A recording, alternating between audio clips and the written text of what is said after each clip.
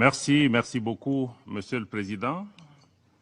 Mesdames, Messieurs les membres du Conseil de sécurité, Monsieur le représentant spécial du secrétaire général, Mesdames et Messieurs, félicitations, Monsieur le Président, pour votre ascension à ce poste et tous nos vœux de succès aussi à vous et à tous les nouveaux membres du Conseil. Le gouvernement du Mali prend note du rapport du secrétaire général sous examen et remercie notre frère Al-Khassim Wan, chef de la MINUSMA, pour sa présentation et les mises à jour auxquelles il a procédé. Les observations du gouvernement en réponse au rapport du secrétaire général figurent dans un mémorandum qui a été déjà distribué aux membres du Conseil de sécurité. Je voudrais à présent vous communiquer les perspectives du gouvernement. Sur le plan politique, je salue la convergence de vues sur les avancées notables réalisées durant la période sous examen. En effet, le gouvernement, dans sa volonté de refonder l'État malien, poursuit la mise en œuvre des réformes politiques et institutionnelles dans le cadre d'un processus à la fois transparent et inclusif. À cet égard, il me plaît d'informer le Conseil que suite à la remise du projet de la nouvelle Constitution à son Excellence le colonel Assimi Goïta, président de la transition, chef de l'État, la commission de finalisation poursuit les consultations avec les forces vives de la nation afin de parvenir à un texte fondamental de large consensus autour des aspirations profondes du peuple malien. À l'issue de ces consultations, le gouvernement se propose de soumettre le projet de constitution à la décision finale des Maliennes et des Maliens au cours du référendum prévu pour le mois de mars 2023.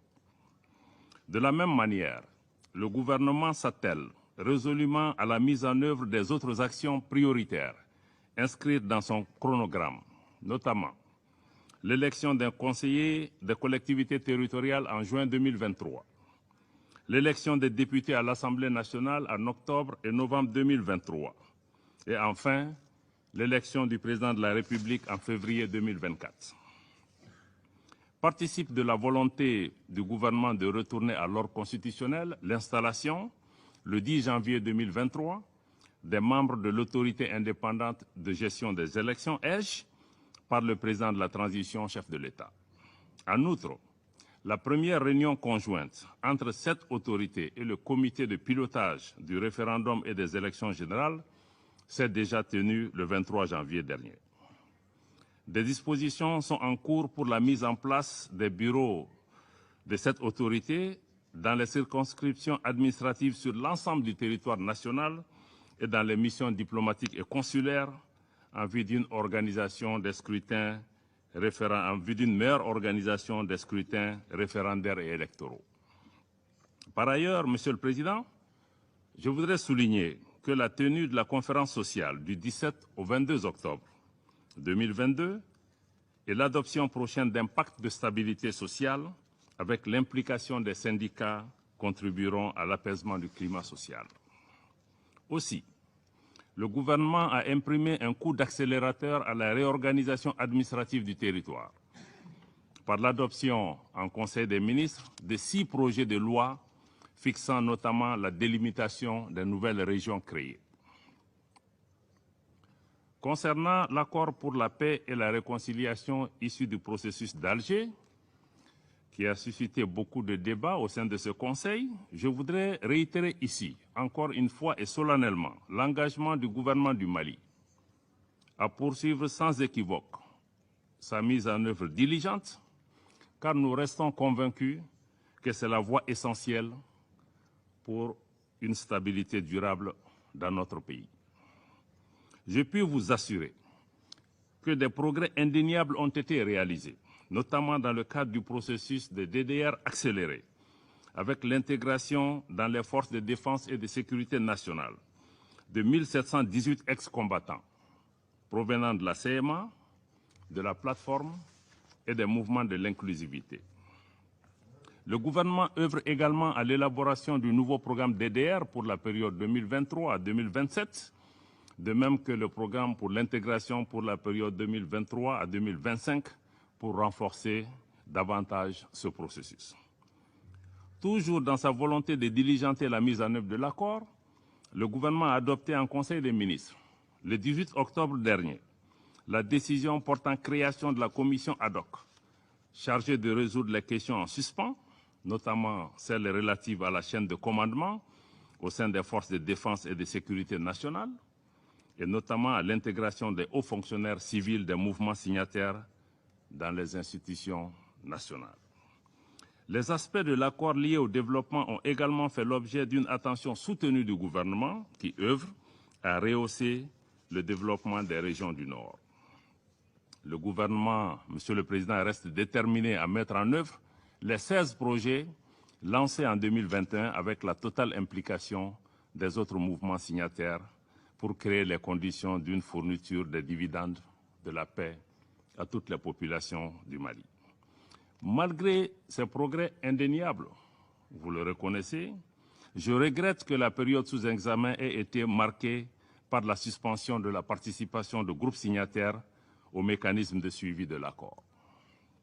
Cette décision est d'autant plus regrettable qu'elle va à contresens de l'élan positif qui a été imprimé ces derniers mois.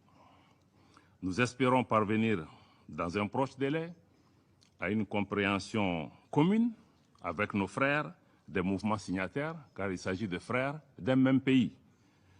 Et nous apprécions d'ailleurs la participation de ces mouvements signataires avec nous dans le même gouvernement. Pour prendre en charge la question spécifique qui a été soulevée par le distingué délégué des États-Unis, en demandant que le gouvernement participe à un niveau approprié au comité de suivi, je tiens à rappeler que le gouvernement demeure engagé pour la mise en œuvre de cet accord. Maintenant, il faut juste essayer de dissocier les choses. Nous sommes un État. Les autres sont des mouvements signataires. C'est que le gouvernement a indiqué que pour les réunions du comité de suivi, pour qu'un ministre du gouvernement du Mali participe, nous souhaitons que les principaux responsables des mouvements soient eux-mêmes présents. Parce qu'il y a un déséquilibre, parce que chaque fois que le gouvernement envoie des ministres, nous avons en face de nous des experts. Je crois que vous-même, vous êtes un État. On a des protocoles pour pouvoir travailler ensemble dans ce cadre-là. C'est tout ce que le Mali a demandé. Chaque fois que les principaux leaders de mouvements seront là, le Mali enverra aussi des membres du gouvernement. Cela n'a absolument rien à voir avec l'engagement du gouvernement, parce que quand un expert va, il ira avec les pleins pouvoirs pour prendre des décisions sur des questions précises. Donc nous souhaitons que vous vous informiez davantage sur ces situations-là, mais c'est ce qu'il y a par rapport à cette question spécifique. Maintenant, dans cette dynamique aussi, par rapport à la suspension des travaux du CSA, le Mali a sollicité l'Algérie, chef de file de la médiation, et président du comité de suivi, pour la tenue d'une réunion du comité de suivi à un niveau ministériel, ce dès le mois de février, pour permettre de reprendre langue. Et je salue les membres du Conseil qui ont lancé un appel à nos frères pour qu'ils puissent revenir sur la table, pour qu'on puisse continuer à travailler ensemble pour relever ce défi. Je tiens à saluer l'action constructive de l'Algérie qui déploie d'énormes efforts pour pouvoir amener les parties, rapprocher les points de vue pour une solution. J'apprécie tout l'accompagnement que nous pourrons recevoir dans ce cadre-là. Monsieur le Président, sur le plan sécuritaire, le gouvernement regrette qu'une fois de plus, le rapport du secrétaire général passe sous silence les efforts et les actions menées par les forces de défense et de sécurité maliennes dans le cadre de la sécurisation du territoire et de la protection des civils au grand bonheur des populations maliennes, même si nous reconnaissons que des défis importants existent par endroits. Et je crois que cette prise de position du rapport du secrétaire général se reflète aussi dans ce que j'entends autour de cette table. Il y a peu de délégations qui saluent le travail qui est fait par les forces de défense et de sécurité. Il y a peu de délégations qui se sont même inclinées devant des milliers de morts de soldats maliens sur le terrain. Je crois qu'il est important de relever ces éléments. Les forces de défense et de sécurité du Mali restent déterminées à poursuivre les actions offensives lancées depuis décembre 2021 et visant à prévenir et à combattre les attaques indiscriminées ou les représailles des groupes extrémistes contre nos populations civiles et leurs biens. Cette posture offensive des forces de défense et de sécurité du Mali a permis non seulement la neutralisation de nombreux terroristes, mais aussi la destruction de leurs sanctuaires, mais également la reddition volontaire de plusieurs d'entre eux, notamment dans la région de Douenza et de Tombouctou, et de Mopti, je m'excuse. Dans le cadre de la mise en œuvre de la nouvelle stratégie intégrée pour le centre, dont le représentant spécial a parlé, l'État renforce sa présence sur le territoire, contrairement aux chiffres fournis dans le rapport. Au titre de l'année 2022, la situation des postes vacants dans le centre du pays a connu une évolution significative, que nous avons détaillée d'ailleurs dans le mémorandum qui a été publié hier. Cette présence accrue de l'État contribue à l'amélioration de la fourniture des services sociaux de base aux populations dans les zones affectées par l'insécurité. Sur la question des droits de l'homme, qui a aussi fait l'objet de beaucoup de commentaires autour de cette table, la réduction de 58% des cas de violation des droits de l'homme constatés par le secrétaire général est le fruit non seulement des opérations offensives engagées par les forces de défense et de sécurité du Mali contre les groupes extrémistes, dans le strict respect, je le répète encore une fois, dans le strict respect des droits de l'homme et du droit international humanitaire, mais également la présence accrue de l'État sur une bonne partie du territoire national, malgré les défis sécuritaires.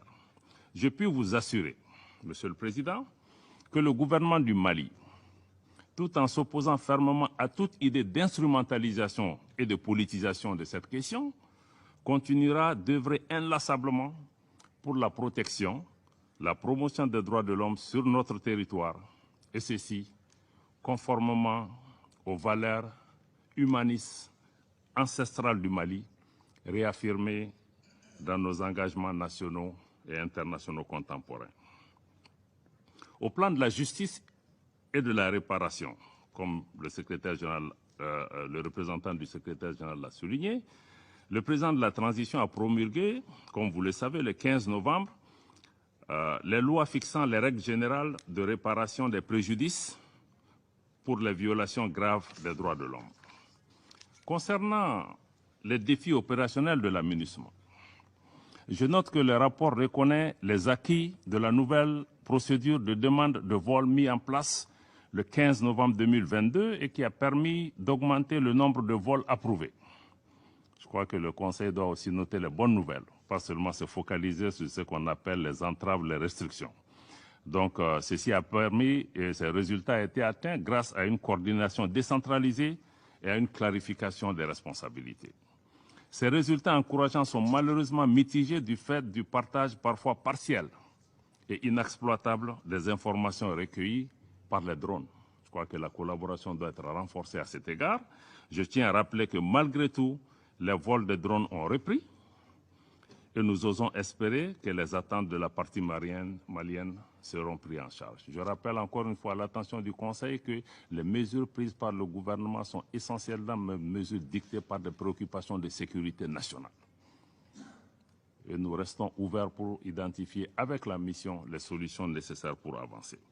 En ce qui concerne la situation humanitaire, le gouvernement reste préoccupé par la question, surtout que les besoins humanitaires du Mali ne sont financés, vous le savez tous, qu'à hauteur de 34%.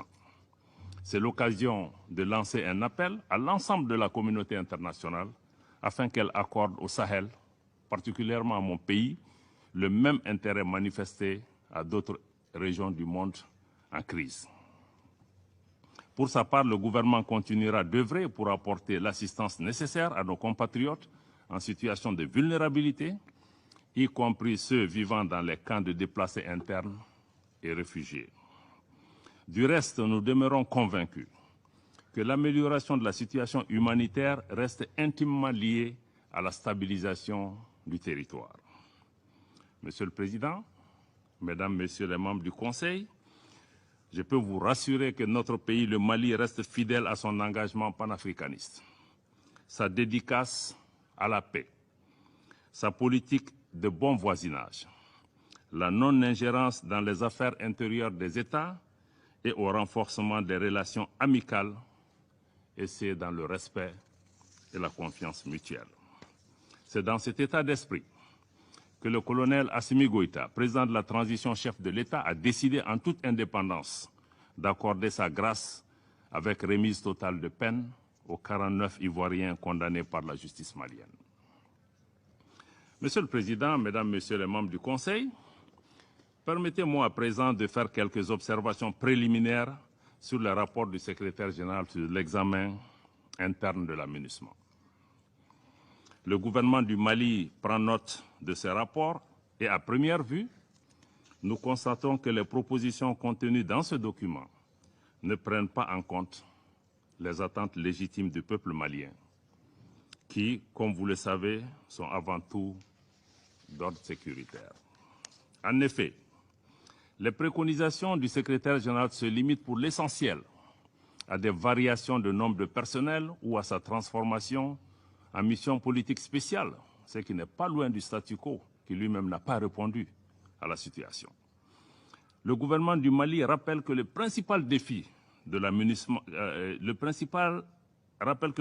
défi auquel la MINUSMA est confrontée est celui de l'adaptation de son mandat à l'environnement sécuritaire dans lequel elle est déployée et qui requiert, comme vous le savez tous, un changement de doctrine de cette maison, un changement des règles d'engagement, mais surtout et avant tout une volonté politique véritable d'aider notre pays à sortir de la crise. Il faut une volonté réelle de coopération et une complémentarité entre la MINUSMA et les forces de défense et de sécurité du Mali sur le terrain pour espérer inverser la situation.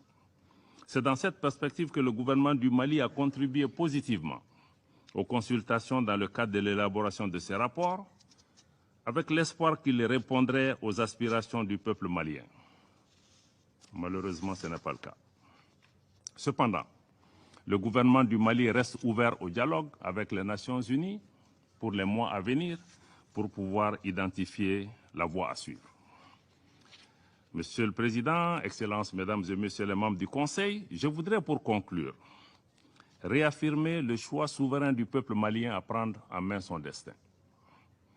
Sous l'autorité et les directives de son Excellence le colonel Assimi Goïta, président de la transition, chef de l'État, le gouvernement s'attellera à la poursuite des actions en cours, devant aboutir au retour à un ordre constitutionnel apaisé et sécurisé.